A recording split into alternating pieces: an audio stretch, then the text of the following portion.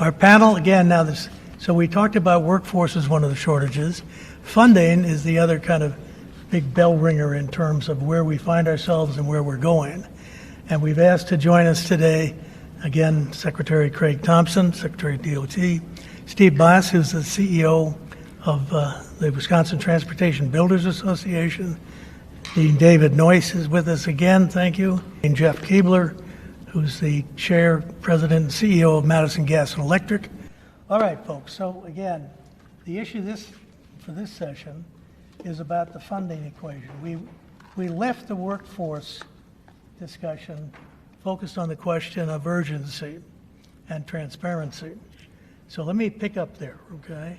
And again, I've had the pleasure of talking to all three of these panelists at length in pre-event stuff. If you haven't seen it, I'd encourage you to go and take a look at it. But I guess I'd like to start with something that, again, Rob has talked about and then Steve talked about, which is a legacy of stuff that didn't get done over a period of years. And I don't know whether there's a percentage on that, 10% underfunded a year or whatever, but presumably that's been building up, okay, and it doesn't go away. How big is that legacy, in your opinion, and what's the urgency on that legacy in terms of where we find ourselves at the moment, particularly as it relates to the new technology and the shift towards electric vehicles impacting the current taxing policies in the state? So, Mr. Secretary, I'll give you a chance to let you go first here. But I don't know that I can come up with an exact dollar amount of what the delta is from where we are and where we need to be. But I would say that, I think it really was, since Tommy Thompson was the last time before the first budget we had under this administration that we had come up with new ongoing revenues into transportation. In the meantime, during basically that generation, and I think it gets back to the conversation we had about that Mark O'Connell brought up about that we started viewing as spending and not as an investment, we either didn't increase or we increased through bonding. And I want to be clear that I think when you look at a capital program the size of Wisconsin's across the state and capital projects that are going to last 50, 60 years, bonding is a crucial part of that, and it's necessary, and it would be probably not responsible to cash fund all of that. But you have to be responsible on how you bond, and we relied on bonding as funding almost more than financing, and we got to a point where just too much of the revenue coming in was going off to pay debt service from previous projects that had gotten done. So, in addition to not coming up with the revenue as we were going, then you've got that compounding factor of money that is coming in. You're going to pay for previous debt at a higher level than I think is probably prudent. So, to your question, what is the legacy? How far did we fall behind? I again cannot give you a number on that, and I also think you can't fix it all at once. So I come back to what I talked about is we need to get to a point that we agree more generally and then have a consistency in the funding that can grow with the economy. And so we wouldn't have the capacity to do it all at once. We did get a budget passed in not this past budget, but the previous budget at the state level that brought in about $467 million more a biennium at the state level. And now with the bipartisan infrastructure law that came in, we know for the next 5 years that we're going to be getting about $500 million more a biennium. So that's significant money for right now, but there's these huge cliffs. And again, if we're going to be deriving some of that money from gas tax and others that we know are changing, it's going to be going away. So I'm not as concerned that we have to get a hugely higher number next year. But what I am concerned about is that we need to get an increased number that can grow and that can be sustainable into the future to meet those needs. I've got, and I think I referenced it on the preview thing, I've got studies going back 40 years, all the way back before Tommy Thompson, from governors of Republicans and governors who were Democrats and legislatures who were Republican-controlled and Democrat-controlled. And the punchline is pretty consistent over those 40 years, even though the dollar figures change a little bit. We have consistently been running about between 20% and 40% below what is needed to fully fund the system. And this is I mean, consistent across all of these studies. And so what the position it puts the state in, and the position it puts the transportation system in, is you're swinging back and forth trying to figure out, oops, we ran a little bit behind on local roads and our local infrastructure, so now we got to invest in that, and that's done at the expense of our major economic corridors. And you have this swinging back and forth. And what you really need, and the Secretary is exactly right, is something that is steady and consistent and can grow with not only the changes in demography and technology, but also the changes in the economy. And one thing that I think that legacy problem shows, when you go back and see how far back that gap actually has existed, is it's not something that you can easily put a blame on, well, Jim Doyle was raiding the transportation fund and so it's his fault, or the Republican legislature repealed indexing and that's where we got in this problem, or, you know, ever since Tommy Thompson, the world has gone down the sewer. You know, it isn't. You can go back to Tony Earl and Lee Sherman Dreyfus and have this same problem. And so, you know, there's this legacy problem that we have always had built into our transportation funding system. Kind of the inflection point we're reaching now, though, is as the demography, as the technology changes, that problem is going to be exacerbated and made a little more critical if we don't, you know, in Wayne Gretzky's terms, skate to where the puck's going rather than to where the puck has been. What I hear you saying is that we keep spending money without paying enough attention to the stuff we're not getting to. And then at some point in time, somebody's got to ask the question, well, what does that do to the value of the investment you are making? Okay, so for example, in Flint, Michigan, the failure to invest in a water plant pretty well shot their economy for the next couple of years. Jackson, Mississippi is now grappling with a problem all across the country. So if you're building highways to cities that are going to have problems because their sewers are going down or their bridges are falling down, that at least ought to be carried on somebody's books as a liability, right? In terms of as you try to figure out how to measure where all of this is going. And then you talk about where David wants to get to in terms of the investment in the future, and you can't afford to have that stuff not there. So I'm back to, I understand Secretary Thompson's position that, well, $500 million is a lot of money and we can't do it all at once. That's absolutely true. But we still need to know what's out there, and because the next topic is going to be how do we redesign the tax policy, one of the questions is going to be, well, shouldn't the next tax policy focus on what's adequate or what's needed as opposed to, you know, what's easy or what's simple this term in the legislature? Let me just jump to your point about how if we're investing the right amount in the wrong place or we're not investing the right amount in the right places. We have a great example of that, and Craig and I have worked on this for ages as well as Debbie.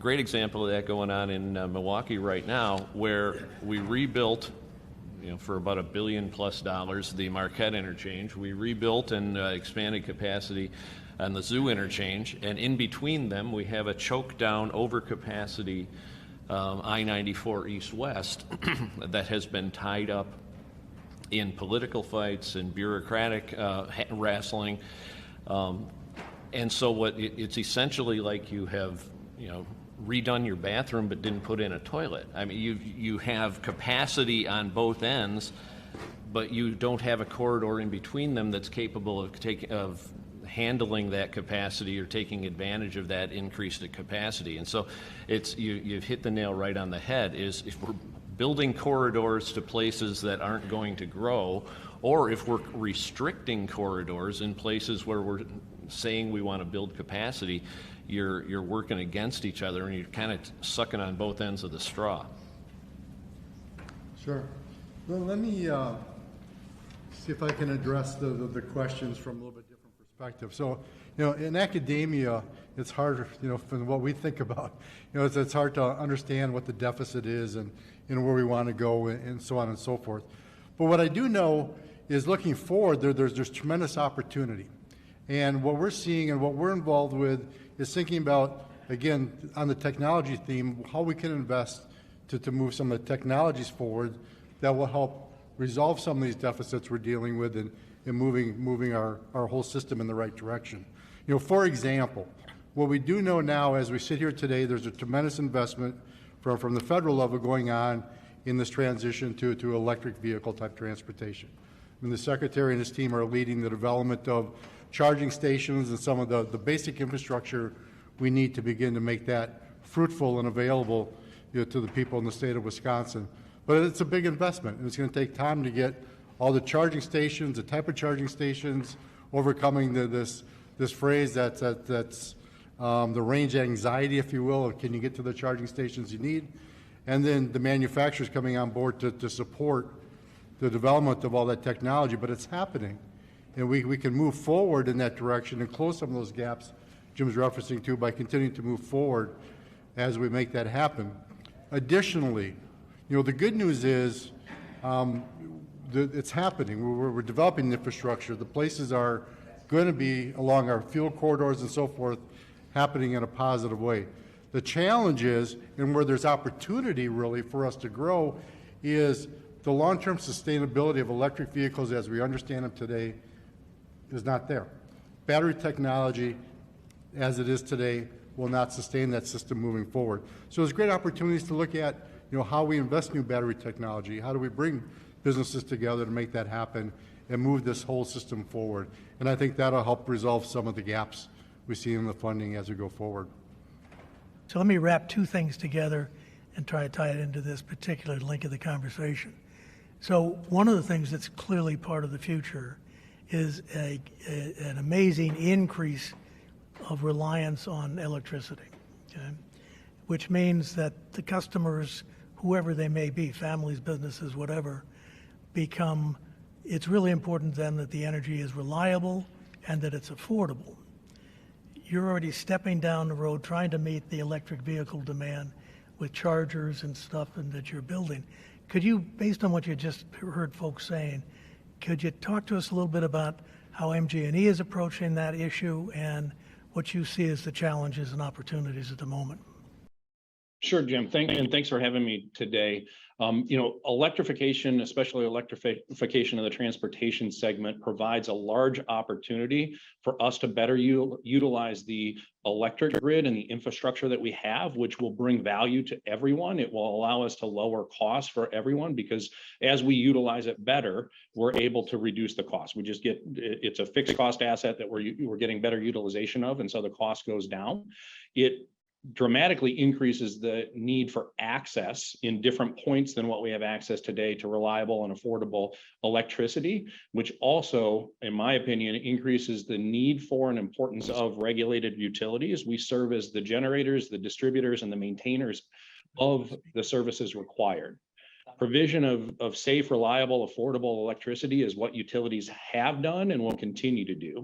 We're also the entity that assures equitable access to energy, to products and services, to cost structures, effectively assuring that technology is available for all. So this is what we are here for, and what the citizens of the state of Wisconsin count on us to do. So to that extent, MG&E, as well as the other utilities, we work with all the other utilities in the state. We have been building out our electric vehicle charging networks. We're all part of different organizations that are working towards the efficient electrification of the transportation sector, and we're partnering with a lot of different people to do that. Let me go on to one more. I do think that getting into the funding discussion is an interesting discussion, and there's an intersection between the electric sector and the transportation sector. I am not the expert and will not admit to be an expert on what construction activities need to happen and how you do that. But I would just offer that there's a lot of similarity. We're in the electric grid, we're having conversations around cost causation. So who's causing those costs to be incurred, the expansion of our system, if you will, and cost recovery. How should those costs be recovered? We, just like the transportation sector, have primarily recovered costs through usage-based rates or mechanisms, and those usage-based mechanisms are being disrupted by technology changes. And we see that with electrification of the transportation segment, where we're no longer collecting taxes through gas tax, which is effectively a use tax on the system. And so I think that's one thing we need to talk about. And I see the challenge as twofold. One is to develop and implement a system that collects costs from the users of that system in a fair and equitable manner. We're talking about allocation of costs, not direct assignment of costs. So if I was building a house, I know what that house costs, and I can charge the person who's buying that house from me. I can charge them the actual cost. We're talking about common assets and common infrastructure that we have to allocate costs over. I think the biggest challenge is actually helping customers understand. And when I say customers, it's customers of the electric grid and customers of the transportation network. We need to educate customers to understand that cost collection methods need to change due to the new technology, and that change should not be interpreted as opposition to the new technology, simply a recognition that the previous policy regarding cost collections need to be revisited. I like to say we're using yesterday's landscape to develop tomorrow's policy. And that's a recipe for disaster. We need to use tomorrow's landscape to develop tomorrow's policy, which includes cost collection mechanisms. And I apologize if I'm repeating something Jeff said. I'd like to move, given the time frame here, to the question of where do we go from here in terms of tax policy and funding, okay? And so I gather that the assessment is that the gasoline tax needs to be recognized as no longer sufficient to either the task at hand or the risk at hand, or managing the risk at hand. Is that an accurate assessment? Anybody want to disagree with that? I don't think that, I think it's an accurate assessment, but I think we have to remind ourselves that that's not particularly new. I mean, there has always been a gap there, or has for a long time been a gap there. It's just we're entering a more critical phase as the revenue source plateaus a little bit, and as technology changes the nature of the fleet. And so I think the statement's accurate. I don't think we want to over-dramatize it as to being something that all of a sudden has happened today. It's a like we've talked before, it's a legacy problem. It's just going to be exacerbated as we move forward into a future that is technologically different than what the system was built for. So Steve, let me not to put words in your mouth, but I think based on what we've heard this morning, I think there's a clear sense that electric is coming, but it's down the road. It's going to come in different waves. Okay, so it's a growth source potentially in terms of as a fuel. But you've got to have the gasoline tax as you get there, right, to deal with fundamental maintenance issues, et cetera, right? Right. I don't think. I mean, I think we're a long way away from replacing the gas tax or the registration fees. I think there's some logic to them that is always going to be around. I think their viability as a sufficient, I mean, they're always going to be a necessary source. Their viability as a sufficient source is going to taper off in the future. And so I don't think we're necessarily looking at an either-or type of situation. I think we're looking at a both and. And I think like any smart company, like any smart university, we're looking at diversifying revenue sources. And where does it make sense? What are we investing in now that maybe should be paid for some other way, from some other source? What are we going to need in the future? And again, the challenge, and I think Jason talked about this on one of the earlier panels, the challenge is always going to be the political will, because we're going to be in the process of designing a coherent system for the future, and politicians exist in the now. And that makes those decisions very difficult to get consensus around. How do we get to that conversation, or to a conversation that strengthens political will? Okay, there's an old saying, do the possible every day, and eventually you discover you've done the impossible. Right? it says do the possible. It doesn't say do the easy, do the nice pieces, go oil the squeaky wheel. It says do what's possible, and we're not doing that now, I think. And so I agree with you. I think we're looking at a high-bid funding mechanism, and I think we ought to look broadly at it. But help me understand how to frame up that conversation and talk to me about when we need to start that conversation. Well, I think, transportation is different than a lot of the other challenges we have right now. A lot of it is education, communication, but then the question to that is how do you break through the clutter? How do you get people to listen to that? And I think with some of the transformations that are coming, there's going to be opportunities for people to maybe listen a little bit more and think about this in different ways. So what do I mean by that? When we talk about the transition to electric vehicles, and I think everything that Jeff had spoke out before was spot on. Right now, they do only comprise about 1% of the cars in Wisconsin that are on the road. So it is a very small percentage right now. But with that being said, over the last 3-4 years, we've already seen significant growth within that. And what I will tell you is this isn't a policy standpoint or talking about emissions or zero carbon emissions. I'm just talking about from a market standpoint. The transition is going to happen. We can argue about how rapidly, but it's coming. And the industry has spoken. The car manufacturers, GM has set by 2035 as a target to be making only electric vehicles. Toyota's not much different. Most of the major car manufacturers aren't much different. Within the next 5 years, they're going to be rolling out 150 new models. The average cost of that is going to come down. The money that was in the bipartisan infrastructure law for states, in Wisconsin, we're going to be getting, now that we got our plan approved, $78.6 million over the next 5 years. In order to get that money and in order to get our plan approved, we had to be able to demonstrate that we're going to put in these high DC power, these fast charging powers, 4 ports, no more than every 50 miles along the alternative fuel corridors in our state, no more than 1 mile off the exit. That's going to be game changing. The price of these is going to come down. The amount that's going to be put out there is going to increase, and the access to chargers is going to increase. So that's going to happen. And while that's happening, I think there may be more receptivity to people starting to think about this. Maybe we can break through with this conversation. The good part about the gas tax over all these years is that it was a pretty good proxy for usage, right? I mean, the more you filled up your tank, was because you were driving more, and people, I think at least for a period of time, kind of understood that. The downside of the gas tax is, unless you indexed it, which we did for a while in Wisconsin, we got away from it, as Steve had talked about, it doesn't change. It doesn't increase with cost. It's not a percentage based on cost.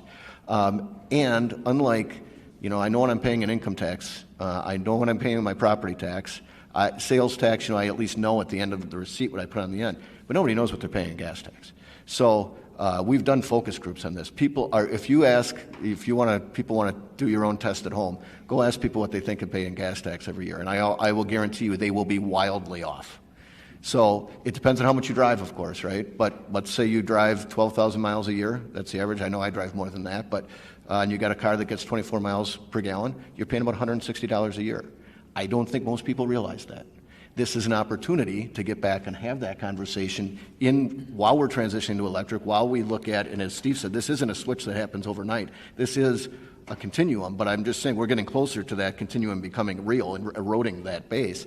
But it's a time to have that conversation while people are paying attention and having this, realizing if we're going to view it as an investment, is that really, is that out of line of amount of investment? And if we switch from gas tax to that and vehicle miles traveled or a surcharge on some electricity, I think hopefully we have a point where people might be receptive to listening to that conversation. So David and Jeff, let me ask both of you to respond. We talk about electric as though done and done, and it's not, because the technology is changing, options are out there. We hear conversations about batteries and precious metals and all the rest of it. If you take a look at the next 5 to 7 years, whatever, how difficult is it if I'm trying to figure out how to fund all this stuff with the technology that's coming on hand and the usage? How much in flux is all of that? Well, let me start. So I appreciate the comments from the secretary, and I totally agree. The academic community for a long period of time has tried to model what this transition from a gas tax to some other tax might look like. And the models are based off of, the transition into the electric vehicle market. How quickly is that going to happen? As the Secretary pointed out, we have a growing percentage, but it's still a very small percentage in our fleet, at least as we sit here today. But then the whole discussion also correlates to, where we're going on the other technologies, the autonomous vehicle technologies, the shared mobility, what's going to come along those ways. And the challenge is it's extremely dynamic. And we saw just even in this past week, some major companies pulling back from the autonomous system type research and implementation because it's not going nearly as fast as what we all anticipated just a couple of years ago. So it's a very complicated dynamic model to try and put this change in place on whatever type of system we're going to use to tax or to charge for vehicle usage. So, it's a tough question, but I think the bottom line is we're going to have to do something because this transition, at least at a small pace, will continue to happen. Now, the other challenge that Jim points out, as I alluded to a moment ago, is if indeed this electric vehicle market takes off, and if indeed what you're seeing in these commercials from GM and others that by 2035 or pick your year, we're going to have full production of electric vehicles. The fact of the matter is a full vehicle fleet that's based on EV operation, electrical operation, can't exist because the technology and the materials we need to battery power these vehicles doesn't exist, right? So most vehicles now are using a lithium-ion type battery. There's not enough lithium in the world, and there's definitely not enough cobalt in the world, which is a key driver in these batteries, to provide electric charging to electric systems on all these vehicles. So battery technology now has to change in order for us to do that. And the university community is deep into that. What's the future battery? What's it going to look like? How's it going to work? And what happens then with time is that transition takes place at the same time we're trying to build this electric vehicle fleet, and it just adds the complexities to this question. So a lot's happening in a real quick pace, and I guess we're all going to learn together kind of how it all comes out. But I wish I had the magic answer today. Yeah, thanks, Jim. When I think about this, I like to break it down into its individual components, right? So when you think about electrification of the transportation sector, or you think about recovery costs from the different technology, those sorts of things, I think we can get talking ourselves in circles.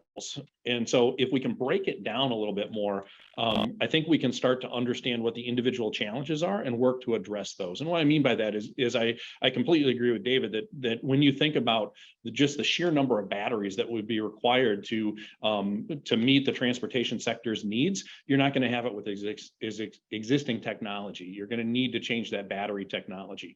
But likely that battery technology is still going to rely on charging. And so the battery charger, or the batteries under the hood, if you will, we may be indifferent to what technology is under the hood, and the charger may be the same charger. And so how do we think about the charging, availability of charging in the charging network, the availability of the transmission system, the electric transmission system to get the electrons to the places they need to be? We're already planning for that. We're already building that. MG&E is an example. We have the largest public charging network in the nation when you look at it on a per capita basis. Now, that's not the whole state, and everyone in the state is working to build chargers. So I think breaking it down into components is helpful. I think, what I said earlier about the utility model, and when I talk about utilities, I'm talking about investor-owned utilities, but I'm also talking about municipal utilities and cooperative utilities. Our job is to provide service, electric service to customers. And that electric service, the needs of that electric service are changing, but we're here to provide that. And so I think we can be a partner, not only bring information and knowledge, but also bring capital to the equation. And our capital is specifically suited to these types of investments to be able to provide that service to customers. And so I think one of the takeaways for me is let's make sure that we're working to this end together, and we're leveraging those resources, including the utilities, that are here to do some of this work. Thank you. Steve, Craig, want to comment?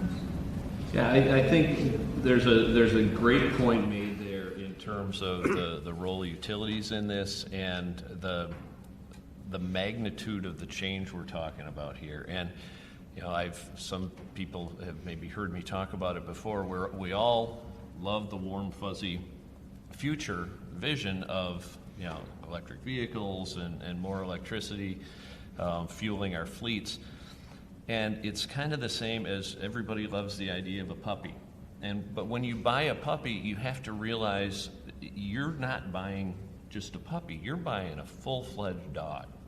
And you're going to have to walk it, and you're going to have to feed it, and you're going to have to get the shots, and you're going to have to go through all the things that go along with the dog. And so as we talk about this transition, we got to realize we're not just talking about, boy, it would be great if I had a Tesla, or boy, it would be great if we had less emissions from our vehicles. We're talking about, where's the lithium coming from? Where's the cobalt coming? Where's the nickel coming from? Who are we going to be dependent on for that sort of stuff? Where's the generation coming from? The baseload generation for this. Where's the transmission? How are we going to get that baseload generation to where we need it? Have you tried to site a transmission line lately? It gets a little dicey.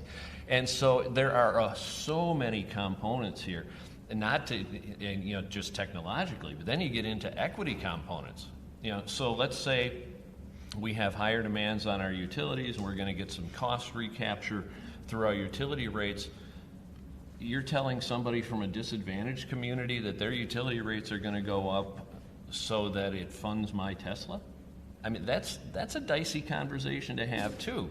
And how do you equitably share these costs and attribute costs and that? So, I think the complexity of the problem is something that oughtn't be underestimated, and it oughtn't discourage us from taking it component by component, but we shouldn't underestimate or kid ourselves that this is a really, really Gordian knot that we're going to have to spend a lot of time taking apart piece by piece to get to a coherent answer, because you're not just buying the little puppy, you're getting the full-grown dog.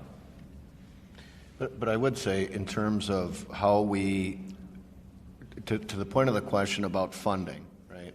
If we get a funding source that is either agnostic to how you're powering your vehicle, or even if it has a relationship, let's say, to the electric, the availability of the resources and how fast we transition to that becomes almost irrelevant. That would take care of itself if we get the funding part right, I think, and it's agnostic to that. Then the transition on some of these things happens how it happens, and if we do it right, it really shouldn't matter all that much.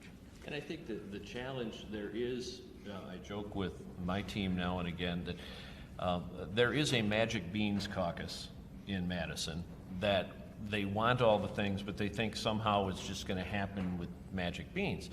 And everybody wants public safety, but I don't want to see the property taxes go up to pay for them. Everybody wants their good roads. Nobody wants to pay any more in funding for it.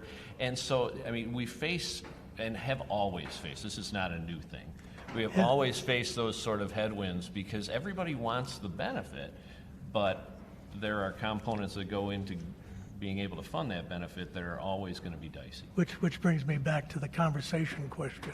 So, I agree with what you just said, except I think sometimes they don't want to pay for it because they don't understand what they're getting for it, okay?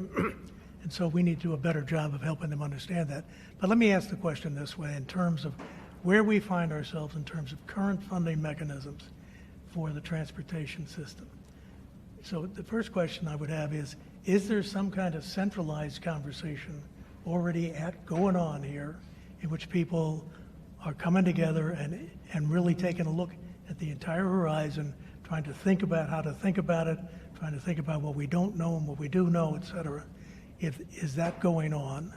The second question is, I know that there are conversations already going on because smart folks like the ones sitting on this panel are, full of all sorts of information. And so I know that Craig is taking part in a national conversation. Steve, you're all over the place, and I know David is hooked into lots of things. Are those conversations asking the right questions? Are they siloed, or are they talking with each other? Is there some kind of sharing going on in those separate conversations that may be out there? Where do we stand at the moment in terms of where people knowledgeable folks like you are getting your information to make the decisions you're making. Sorry? Sure.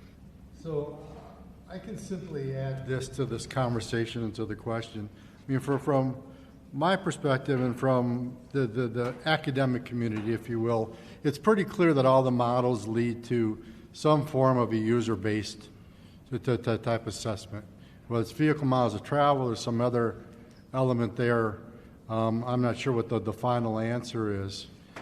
But if we get to some point like that, as the Secretary points out, then some of these things begin to take care of themselves regardless of the type of technology that the vehicles are ultimately using. So perhaps we can get there, but I think that's where the conversations need to go. And people have been talking and continue to talk. I talk about those 7 studies over 40 years that have come up with the same general conclusion on the system of the funding sources. There's been no shortage in those panels of academics, business, government, transportation, labor, everybody working together and being represented on those panels. And ironically, on almost every one of those studies, a lot of the same solutions have been identified. And so it's a challenge of moving them from concept to reality. So, I mean, there's no shortage of ideas, there's no shortage of studies, there's no shortage of participation. I do think one shift you're starting to see, and it's a conversation we're going to have here on the state level, and it's a conversation that de facto happened on the national level, but this diversification and shifting away from a user-based system is already happening. The bipartisan infrastructure law was not funded by some funding change at the federal level in gas tax revenues. They spent essentially the federal equivalent of general purpose revenues on it. And that's something that I think is an unavoidable conversation we're going to have here in Wisconsin. An earlier panel talked about it. Everybody agrees there are some core functions of government, public safety and education. Transportation is one of those. Only one of those 3 has to sing for its own supper, and that's transportation.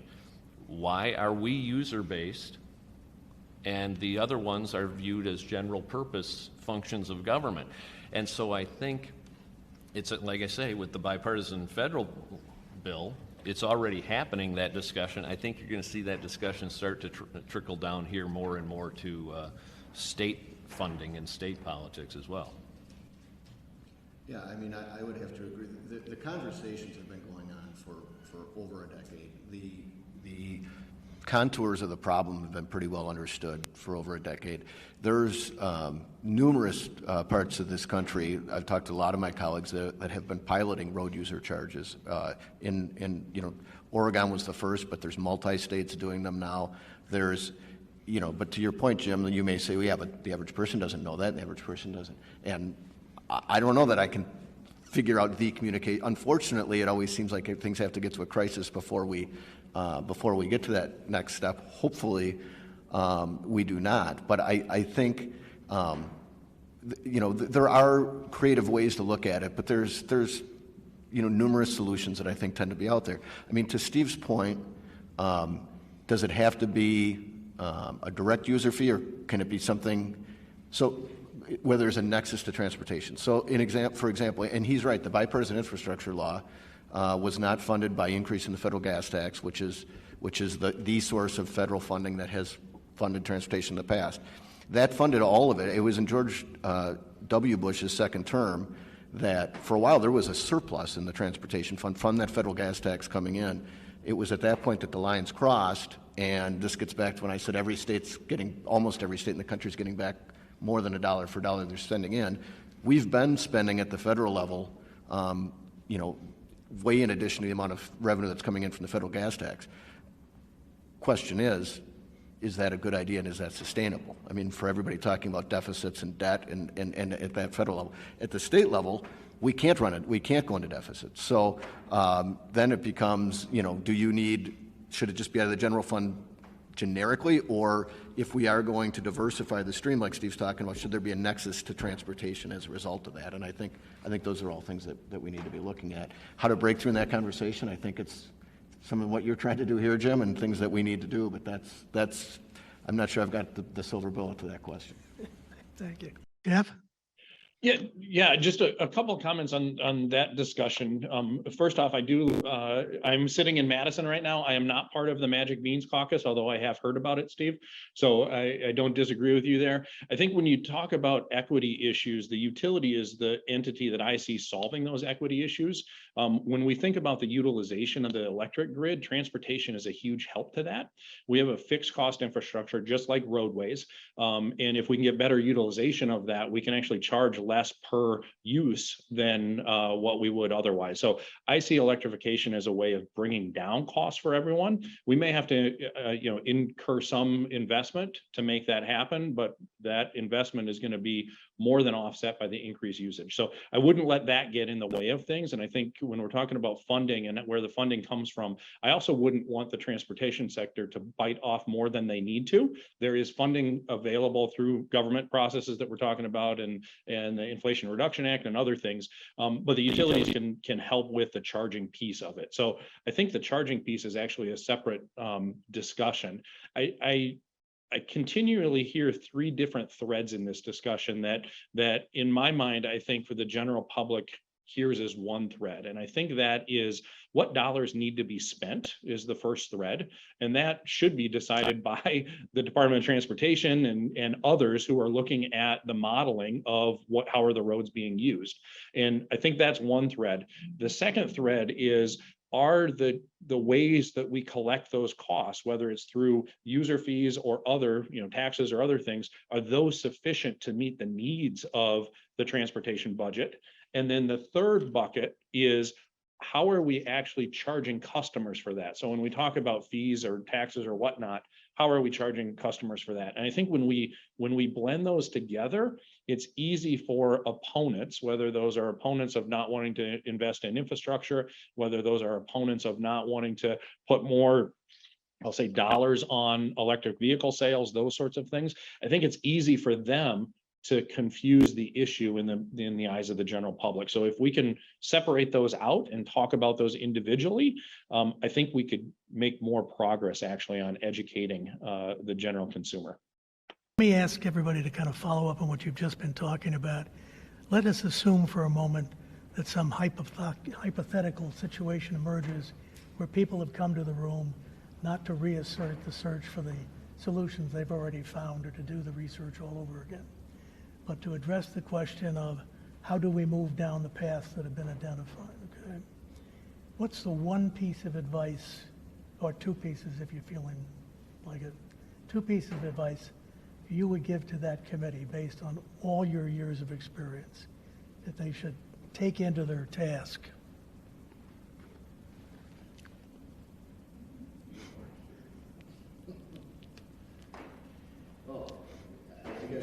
Just to make sure I'm understanding the question, so there is a task force that's already. Yeah, let's say for the sake of argument that a group has come together to talk about how do we create a responsible funding approach to the next 10 years of transportation in the state of Wisconsin. Well, again, I think we all talked about, and I think Jeff just brought up that, and it'd certainly be a role for the DOT to talk about, what is that cost? I think, again, that needs to be a conversation with the public about what levels we want, right, on every town road, every county road, but we can come up with that. And then to be as clear as we can, and it sounds like there's buy-in on the options, if we want it to be a user fee, and if so, I think we need to be more clear. As I was saying before, I think there's just a dramatic disconnect. If the average person realized they're only paying $160 to invest in our infrastructure, my guess is that's different than what they think. So I think we need to be clear about whether it's on a VMT or whether, as Jeff had talked about on the charging side, that can be taken care of. I think we need to be more transparent about what that is or isn't. And then again about you can't do it all in a year, right? So what is the capacity and what is the horizon for doing that and bringing that in and getting it done? And what would be the milestones that we should look at along the way to have our system in a state of good repair? Yeah, I might echo a lot of what Craig said there. I think the advice would be begin with the end in mind and decide what that is. You know, what level of service, what level of system you want, and focus on that outcome more than being obsessed with the various inputs. And if there's a third that relates to that, on the outcome side, just have everything on the table. I mean, if you begin with the end in mind, let's go to, again, the need. Right now, there's about, we estimate, about a $600 million gap between what's needed and what's there in the fund now. Okay, so let's get consensus around, there's our bogey, 600 million. Let's build a $600 million layer cake to fill that gap and look at every different possibility, nothing off the table, and be as creative as you can. But begin with that end in mind. Figure out what you're trying to solve for, and then look at all your options to solve it. Yeah, I'll just echo what Steve just said there in maybe a little bit different way. I mean, if we do understand that end game, if we invest in the technologies to where we want to go to get to that end game, then I think the path between here and there is a lot clearer and can help us better understand how to model and generate the resources that we need. So continuing to invest in new technologies, I think, will help us answer that question. Jeff, anything to add? Last word? I think it was well said. I like the secretary's comment earlier that if you get the system set up right, the timeline of the transition is less important. I completely agree with that, but I agree with what the other three gentlemen have said in this question.